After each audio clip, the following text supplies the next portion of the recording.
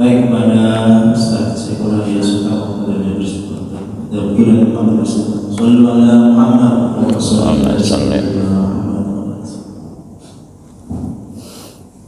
Assalamualaikum warahmatullahi wabarakatuh.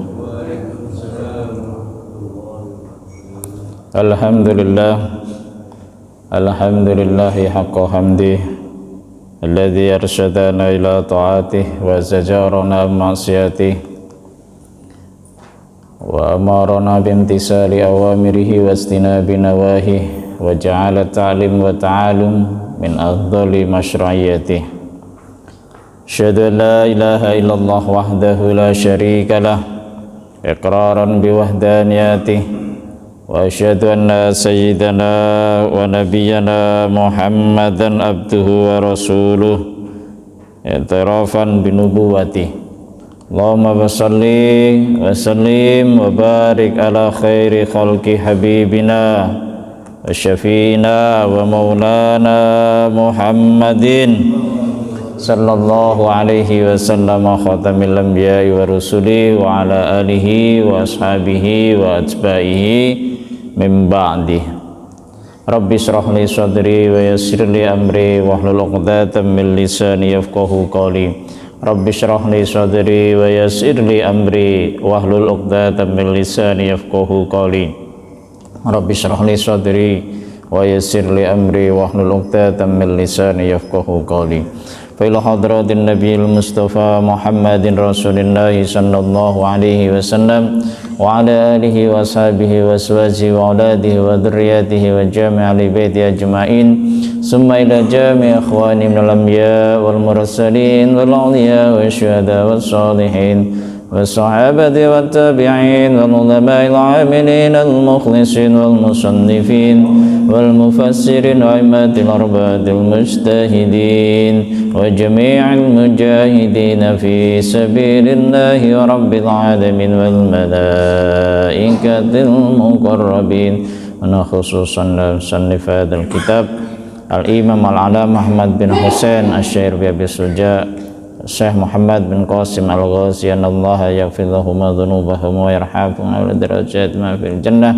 Nafa'allahu bihima wa bi'uluhima fid dharain lana lahum wa lahumul Fatihah. A'udzu billahi minasy syaithanir rajim. Bismillahir rahmanir rahim. Alhamdulillahi rabbil alamin. Arrahmanir rahim. Maliki yaumiddin. Iyyaka na'budu wa iyyaka nasta'in.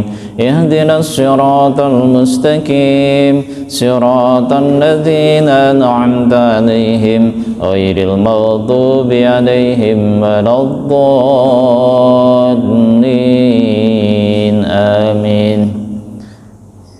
Yang saya muliakan, saya takdimi para alim, para ulama, para sesepuh, para tokoh masyarakat di lingkungan Masjid Al-Bayyinah, wabil khusus tentunya untuk para pengurus di KM, ada Ustadz Derby, ada Ustadz Doni, Pak Ketua nggak kelihatan ini tumben, Bapak Ibu sekalian, jamaah Masjid Jami Al-Bayyinah yang insya Allah dimuliakan oleh Allah. Baik, seperti biasa sebelum ta'lim kita mulai, sekali lagi mari sama-sama kita baca suratul Fatihah. Mudah-mudahan kita semua yang hadir di majelis ini Allah kasih sehat afiah, kasih umur yang panjang dan barokah, rezeki yang banyak berlimpah, diberikan kita oleh Allah putra-putri yang soleh dan solihah. Kapan kita berpulang kepada Allah, diberikan kita kematian yang husnul khotimah ala diniyah wa ala kulliyatin solihah fa ila hadratin nabiyil mustafa Muhammadin rasulullah sallallahu alaihi wasallam. Al-Fatihah.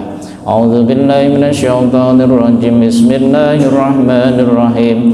Alhamdulillahi rabbil alamin arrahmanir rahim maliki yaumiddin. Iyyaka na'budu wa iyyaka nasta'in. Ihdinas siratal mustaqim. Siratal ladzina an'amta 'alaihim ghairil maghdubi 'alaihim waladdallin. Amin. Sekarang jam segini udah terang banget ya, Tat, ya? Jam 5 gitu udah, karena subuhnya jam 4 ya. Ya subuhnya masih orang bikin ngantuk, masih jam 4 udah subuh kita. Nah sekarang kita tentang apa namanya kain sutra, baju sutra. Baju sutra itu kan kalau simbol dari sebuah kemewahan zaman dulu ya kan. Sekarang masih nggak sutra itu sebagai simbol kemewahan. Nah, Islam itu kan mengajarkan kita jangan bermewah-mewah, jangan berlebih-lebihan. Apa? Karena segala sesuatu yang melambangkan kemewahan itu ujung-ujungnya membawa kita kepada kesombongan. Makanya kita itu nggak boleh mengenakan sesuatu yang berlebihan, yang sangat mahal. Ya memang, ya, misalnya ini kan simbol kemewahan dari baju sutra zaman dulu, maka diharamkan oleh Islam laki-laki memakai baju. Nah, kalau perempuan mah bebas, Pak. Itulah enaknya jadi perempuan. Karena perempuan itu namanya perempuan tuh simbol keindahan, simbol kecantikan. Nah, semuanya biar cantik boleh bagi perempuan. Emas itu haram bagi laki-laki, tapi halal bagi perempuan.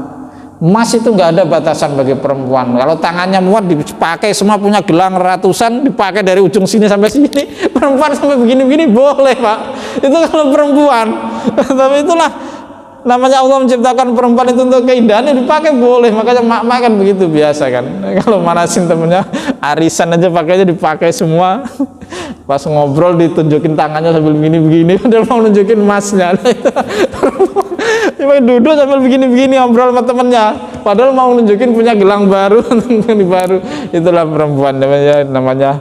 Jadi gitu. Jadi kalau perempuan, bahkan dalam Islam itu kan, kalau perempuan itu punya emas, kalau dipakai semua biarpun beratnya sekilo, Pak Haji Mahmud, masa sampai sekilo, sampai di sini banyak gitu, banyak banget sampai kalau dihitung sekilo. Kalau memang dipakai terus setiap hari, nggak kena zakat, Pak Haji Mahmud.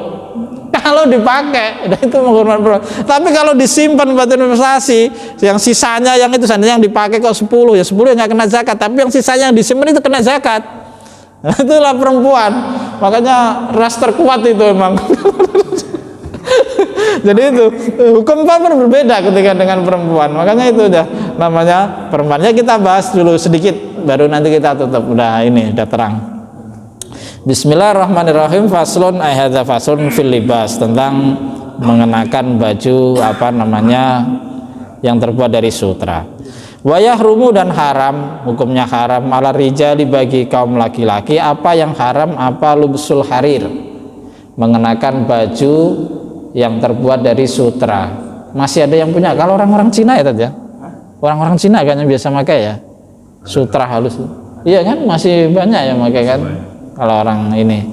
Nah itu nggak boleh, kalau laki-laki nggak boleh mengenakan baju dari sutra. Watakhatum bidhab, dan menggunakan cincin atau perhiasan apapun yang terbuat dari emas. Ini nggak boleh yang khusus emas, nih nggak tahu rahasianya. Dari dulu hukum fikih itu emas ini yang perlu diteliti. Bahkan kalau kita ini nggak boleh, tapi selain emas, batu mulia itu malah boleh, ake atau berlian atau marmer atau apalah boleh. Tapi kalau emas itu malah nggak boleh. Perak boleh ya berarti ya? Boleh, cincin perak boleh. Mengapa? Karena kalau emas itu menunjukkan kekemiloan, itu biasa bisa menarik perhatian orang, dan memang unsur kesombongannya di situ. Mungkin untuk mengantisipasi aja, menata hati pengharaman Islam tentang ini tuh. Rata-rata karena emas itu istilahnya ya apa ya, lambang kekayaan juga kan, kemewahan kan emas itu. Maka ketika ada apa namanya jam emas, dilapisin emas, maka itu kan kayak gitu, untuk melambangkan memang dan untuk menarik perhatian. Sesuatu yang terbuat dari emas kan mengkilat berkilauan gitu kan, kayak Ustadz Derby emas ya tadi ya, jamnya ya. Orang kaya sama jamnya emas, itu nggak boleh. Jadi menggunakan emas untuk cincin, untuk perhiasan itu nggak boleh. Campuran emas juga nggak boleh. Itu kalau menurut ulama, sebagian besar ulama itu. Lalu bagaimana dengan emas? Sekarang emas kan ada emas yang putih tuh ya. Nah kan sekarang kadang-kadang cincin itu ada yang cincin pakai emas putih. Itu kalau menurut sebagian besar ulama tetap tidak boleh, karena sama-sama emas, apapun wujudnya itu tetap nggak boleh. Tapi sebagian memang ada yang memperbolehkan. Tapi yang memperbolehkan ini pendapatnya tidak rojih kalau menurut para ulama, bukan pendapat yang kuat. Tapi kalau selain emas misalkan yang lain, pokoknya selain emas tidak boleh, malah biarpun termasuk batu mahal itu, batu mulia itu selain emas boleh. Ya, selain logam mulia emas ini boleh. Jadi nggak boleh itu bagi kaum laki-laki memakai baju yang terbuat dari sutra sama menggunakan cincin terbuat dari emas ataupun apapun yang terbuat dari emas. Wa yakhilu dan halal kecuali untuk darurat. Nah, ini kita misalkan kecuali dalam keadaan darurat. Apapun seperti saya sampaikan, hukum itu selalu fleksibel. Tapi jangan digampangin, daruratnya harus darurat beneran. Misalkan dalam keadaan kalau dalam kitab ini disebutkan boleh menggunakan baju yang terbuat dari sutra tersebut bagi laki-laki jika memakainya dalam keadaan darurat. Misalkan baju itu hanya satu-satunya yang dia punya kebetulan saat itu, sementara kondisinya dalam cuaca yang sangat dingin. Kalau nggak ada pakai baju itu berbahaya, dingin ekstrim, nggak pakai baju bisa mengakibatkan bahaya untuk keselamatan jiwa. Lagi-lagi karena agama diturunkan itu pertama untuk hifdzun nafas. Syariat apapun yang diturunkan oleh Allah pasti yang pertama hifdzun nafas, untuk menjaga nyawa orang, keselamatan jiwa seorang. Hifdzul mal, menjaga harta benda kita. Maka harta hukum apapun ketika berhadapan dengan harta benda, ya kita membela harta benda kita boleh. Misalkan membunuh orang itu kan haram, tapi kita dirampok nih, kita melakukan perlawanan, ternyata kita lebih jago dari rampoknya, ya kan, rampoknya mati, ya, dia mati sama kita karena kita mempertahankan harta benda kita. Atau mereka membunuh kita, kita membela diri, mempertahankan nyawa itu wajib, mempertahankan harta benda kita itu wajib. Kalau kita punya kemampuan, ya kita bertarung ternyata mati, nah itu tidak kena hukum kita dalam syariat Islam. Karena apa? Mempertahankan nyawa, mempertahankan harta benda. Kita nih punya anak mau dibunuh orang, kita punya istri mau dibunuh orang, mau diperkosa orang, kita membela istri kita, bertarung kita dengan orang yang mau memperkosa istri kita, mati dia, kita nggak kena. Kalau menurut Islam nggak kena hukum. Apa?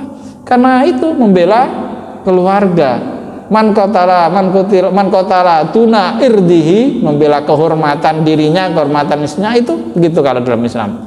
Man qatala tuna malihi, membunuh karena mempertahankan harta bendanya. Man qatala tuna nafsi, membunuh karena mempertahankan nyawanya. Nah, itu tidak kena. Bahkan kalau dia meninggal dalam keadaan seperti itu, dia mati syahid akhirat. Nah, itu konsep Islam. Jadi seperti itu. Jadi maka ini kalau perempuan sih boleh, tapi tadi memakai baju sutra itu dalam kondisi normal nggak boleh. Apalagi kalau untuk berbangga-banggaan haram. Tapi kalau dalam kondisi kepepet, terdesak, misalkan dalam keadaan yang sangat dingin ekstrim atau dalam keadaan yang sangat panas ekstrim, nah itu kita boleh. Jadi wayakilul nisa, maka dan boleh kalau untuk perempuan mutlak boleh, mau dipakai apa aja. Kalau perempuan boleh sutra itu, mau dipakai baju, mau dipakai alas untuk tidur, mau dipakai untuk apa aja boleh. Kalau untuk perempuan itu, perempuan memang dikasih banyak kebolehan oleh Allah. Ya tadi karena perempuan fungsinya membeda dengan kita laki-laki. Terus peraturannya waqalidu dzahabi wa kasiruhu fit tahrimi sawa. Jadi emas yang sedikit maupun banyak itu dalam konsep keharamannya sama. Makanya tadi saya sampaikan cincin misalkan, jam misalkan, kok kita lapisin emas, biarpun emas yang tidak semuanya jam kita terbuat dari emas 100%, 24 karat semua, hanya berapa persen dari jam kita itu tetap tidak boleh. Kayak orang-orang kaya gitu. Makanya itu kadang ya banyak yang sebenarnya orang Islam sendiri kan banyak yang ini ya, kayak mohon maaf Raja Brunei ya, nah itu kan banyak apa-apanya terbuat dari emas. Padahal dulu kita juga pernah bahas kan, perkakas yang terbuat dari emas juga itu tidak boleh. Memang itulah sebenarnya Islam mengajarkan kita untuk kesederhanaan. Meskipun kita kaya itu tidak bermewah-mewahan, nanti ya efeknya banyak. Untuk diri kita sendiri menimbulkan kesombongan, untuk orang lain menimbulkan nanti ya mendatangkan misalkan mohon maaf kriminalitas, macam-macam. Itulah Islam itu menjaga dari segala aspek. Mengapa diharamkan? Itu bukan banyak hal yang tidak baik dari diri kita sendiri, menjadikan kita buruk, menimbulkan rasa sombong, ujub, riya, macam-macam. Dari yang lain itu tidak punya tenggang rasa dengan yang lain. Nah kan, untuk orang yang mungkin tidak mampu akan menimbulkan Nah, para sahabat ini ingin melakukan sesuatu yang tidak baik, makanya itu diharamkan dalam Islam. Jadi itu wa qalilu dzahabi wa kasiru, mau banyak mau sedikit emasnya itu tidak boleh. Jadi ya itu nanti, jadi haramannya didasarkan pada hadis. Jadi haramnya ini berdasarkan hadis riwayat Abu Musa al-Asy'ari, ada juga berdasarkan Hudzaifah. Banyak hadis yang menyatakan bahwa memakai sutra menggunakan emas itu haram. Hadisnya banyak. Salah satunya hurima libasul hariri wa dzabi ala dzukuri ummati, diharamkan mengenakan kain sutra emas untuk kaum laki-laki dari umatku. Wa uhilla li inasihim, dan dihalalkan untuk kaum perempuan dari umatku. Jadi la talbasul harira wala dibaj, itu hadis Nabi juga menyatakan. Jadi itu intinya kita ya ini hati-hati. Tapi bagaimana kalau ini misalkan sutranya tadi, kain sutranya tadi dicampur dengan bahan lain, boleh enggak? Kita pakai baju nih sutra, tapi kita campur dengan bahan yang bukan dari sutra. Nah, bukan murni sutra, bagaimana? Nah, dilihat ya. Kalau campurannya itu lebih banyak sutranya, itu tidak boleh. Artinya apa? Kalau posisi sutranya mengalahkan yang tidak sutra, lebih banyak sutranya, misalkan baju kita campur, kita oplos kainnya pas jahit, ada yang sutra ada enggak. Kalau posisi kain sutranya itu lebih banyak dari yang bukan sutra, itu tidak boleh. Tetapi kalau tidak lebih banyak, nah kita inilah biar pantas, benar, atau taruh di depan, bagian depannya separuh, nah itu boleh. Jadi kalau kita oplos dengan bahan lain yang bukan sutra semuanya, misalkan di bagian dadanya aja atau bagian kerahnya atau bagian mananya, nah itu yang istilahnya dalam prosentase dia tidak lebih banyak, tidak lebih dominan dibandingkan dengan kain yang berasal dari non sutra, maka itu boleh. Jadi itu patokannya. Intinya yang tentang kain sutra ini kalau di sini dicontohkan. Jadi kalau ada namanya ibrisam itu sutra yang paling bagus, itu dicampur dengan koton atau dengan kapas atau dengan ini boleh, asal ibrisam ini sutra yang paling bagus ini tidak lebih dominan dibandingkan dengan yang lain tadi, kain yang berasal dari bahan yang lain. Jadi ini dalam kitab ini. Barangkali ada mau ditanyakan sebelum kita akhiri? Ya.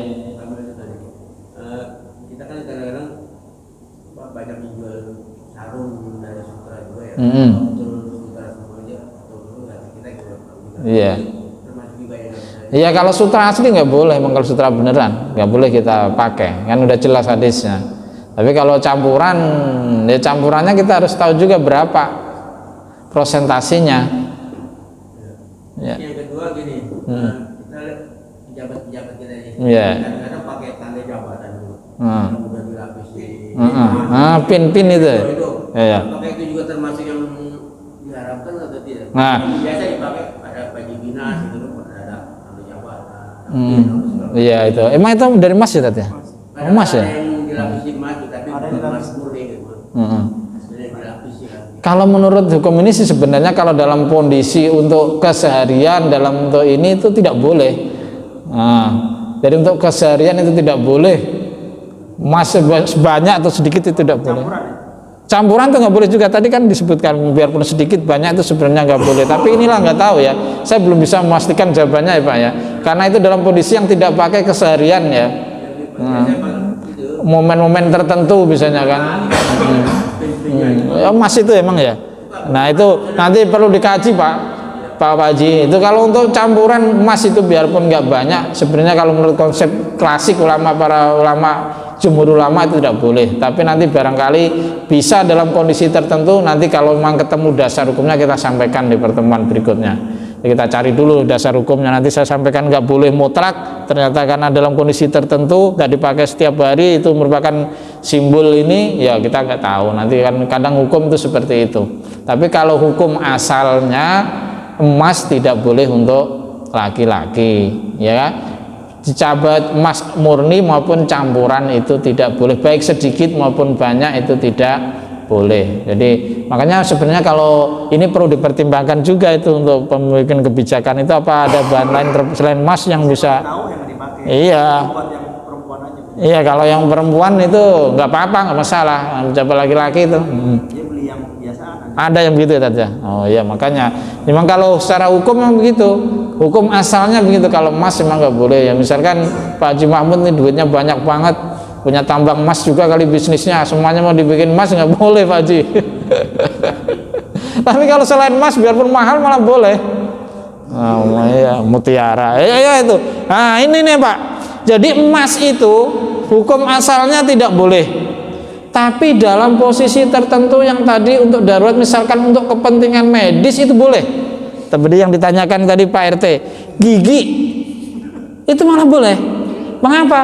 Karena kalau tidak gigi, logam biasa itu karat. Nah, berkarat itu bahaya karena di mulut kita kan lembab, semua cairan ada di situ. Kalau bukan yang gigi asli, misalnya kayak kita besi atau tembaga, dia akan berubah dan berbahaya bagi kesehatan. Tapi kalau emas dalam posisi untuk kesehatan ya itu malah boleh. Tapi jangan semuanya kasih emas Pak, gigi ganti emas semua. Jadi terus juga nih yang boleh, diantaranya juga tadi boleh implan gigi palsu pakai emas. Emas juga boleh untuk pengobatan radang sendi. Makanya untuk kesehatan boleh, untuk kepentingan medis, termasuk pengobatan kanker, stent alat jantung. Nah, itu pakai emas juga boleh, karena yang ditanam dalam tubuh kalau nggak emas itu nanti ada kemungkinan berkarat, ada kemungkinan itu. Tapi untuk kepentingan yang gitu darurat, untuk medis boleh. Makanya selalu saya bilang, hukum Islam itu melihat kondisi kedaruratan. Jadi nggak kaku banget. Tapi kalau untuk hukum asalnya, untuk biasa, untuk keseharian yang dalam keadaan normal ya kita pakai, nggak boleh. Untuk kemewahan, simbol kemewahan macam-macam. Tapi kalau untuk kepentingan yang jelas, misalnya kalau nggak pakai itu malah membahayakan nyawa orang, ya tadi boleh. Ya, jadi selalu begitu ya. Jadi fikih itu begitu. Enggak. Ini ya selamanya begitu itu enggak. Selalu, makanya adalah pendapat dalam fikih itu selalu ada mazhab ini. Nah itu. Dan itulah enaknya kita sebenarnya. Semakin kita banyak mengetahui, kita beri banyak alternatif. Seperti contoh dulu tuh dalam masalah ibadah kan seperti itu. Kalau mazhab kita Syafi'i, senggolan batal dengan perempuan. Nah kalau kita haji kan susah. Mau tawaf kalau nggak kesenggol ya wudu terus nggak kelar haji kita, nggak haji kita pakai mazhab Hanafi yang perempuan tidak batal. Dan itulah kekayaan khasanah keilmuan kita itu. Kalau kita lebih kita banyak memiliki pengetahuan itu, kita beragama sebenarnya tidak kaku. Kita beragama itu enak sebenarnya kalau kita banyak pengetahuannya. Maka pentingnya ngaji ya di situ. Kita jadi nggak terlalu kaku dalam beragama. Baik ya. Oh ya.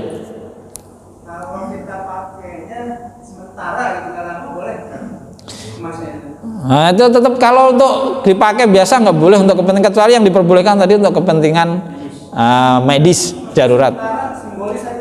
Oh simbolis ya, kayak tadi pejabat, kayak pin itu.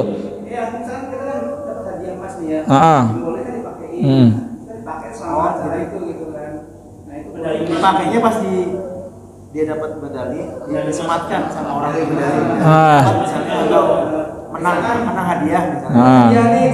Iya. Tapi kan selama acara itu kan dipakai tuh.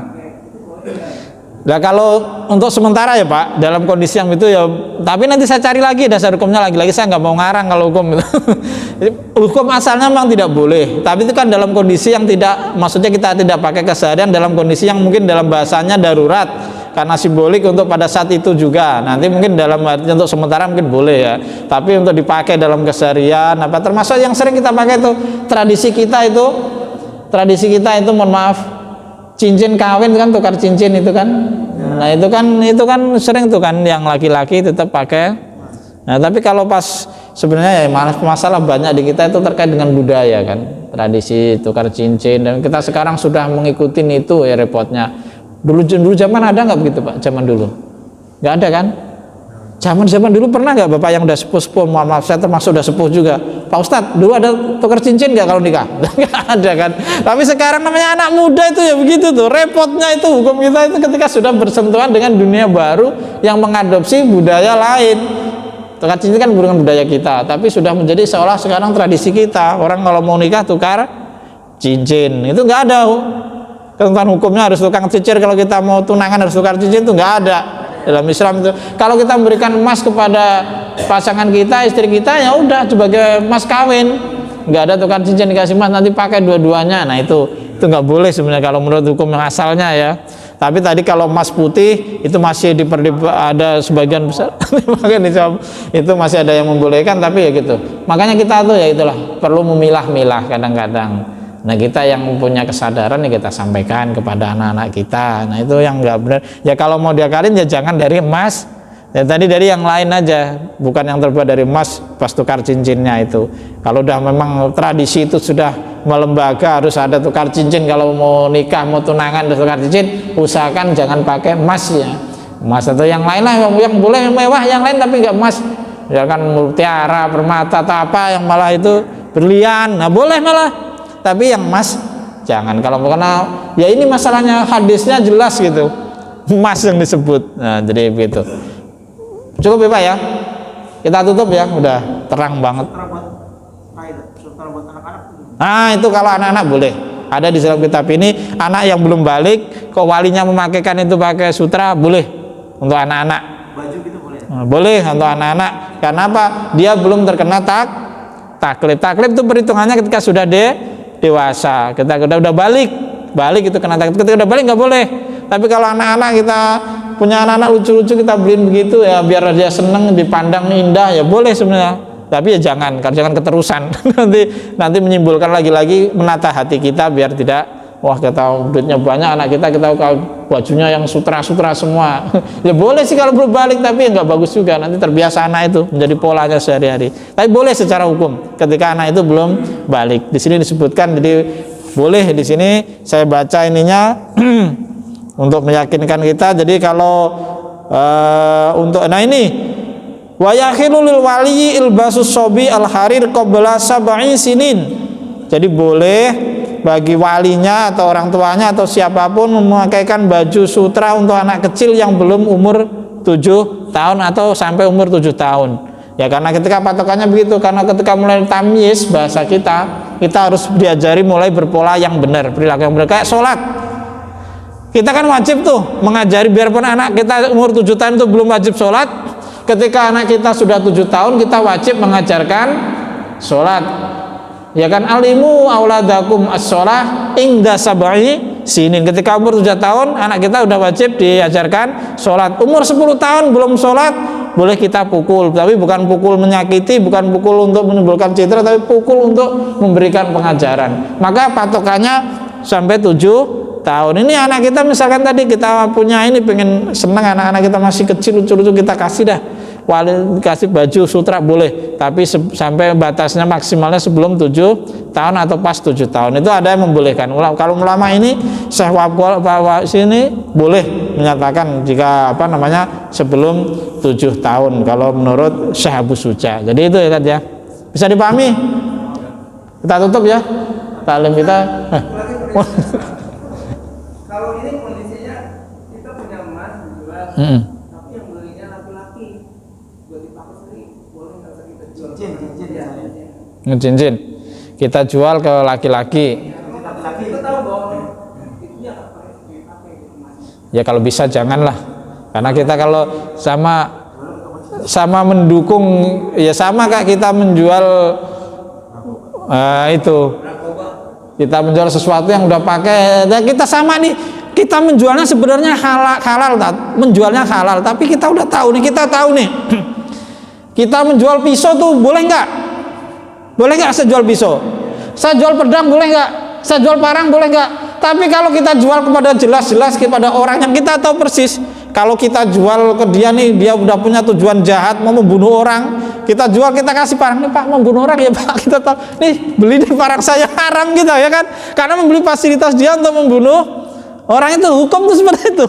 Menjual parang nih boleh loh, menjual parang itu, menjual pisau tuh boleh, tapi kita tahu orang itu mau membunuh orang nih, kita tawarin pakai, kita punya parang mau dijual, kita tawarin, ya kita memfasilitasi dia, biarpun itu parang artinya halal kita jual, ya kita mulai ikut membantu dia, kita memfasilitasi itu menjadi haram. Jadi hukum kan begitu. Boleh kita jual parang kita tuh halal kan, kita jual parang Nah, tapi kita jual orang mau bunuh orang, kita tawarin parang, Pak nih parang boleh dah dibeli. Orang mau ketahuan udah mau ngomong depan kita mau membunuh orang, kita tawarin parang. Biarpun jual parang kita halal ya nggak boleh seperti itu. Kita tahu nih emas ini sebenarnya kita jual boleh Mas Arif, kita punya emas, ya kan? Ya boleh kita, tapi kita tahu nih emasnya mau dipakai dia sendiri cowok ya nggak boleh. Kalau kita pakai istrinya ya nggak apa-apa, ya kan begitu. Logikanya apa? Analoginya, kiasnya seperti itu, bahasa analoginya, bahasa kiasnya. Ya cukup ya Pak ya.